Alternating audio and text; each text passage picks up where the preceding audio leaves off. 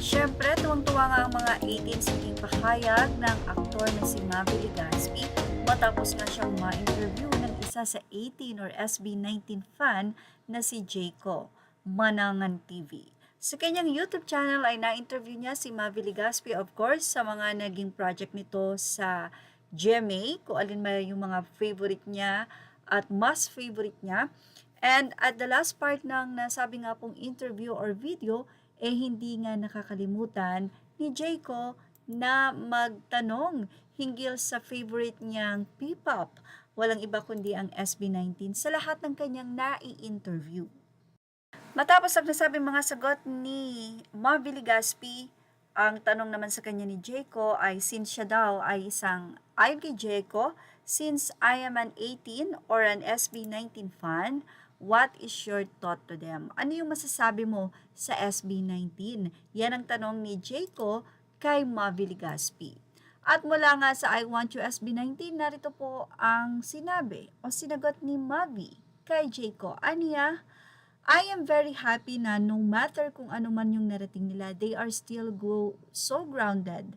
Napaka-humble nila. They have different personalities, but the end of the day, napaka-humble and kind nila. Yes, yun po ang naging pahayag ni Mavi Legaspi. At ayon sa kanya, napakagaling nga daw ng SB19. Hindi lang sila dito nagbibigay ng pagiging proud Filipino, kundi pati na rin sa ibang bansa. At sa kanila nga pong paglayag at pagkakaroon ng napakataas na tagumpay ng SB19 ay nananatili nga daw pong nakatapak sa lupa ang nasabing grupo. Ganon sila ka-humble, kaya naman sobrang saludo sa kanila ang aktor na si Mavi.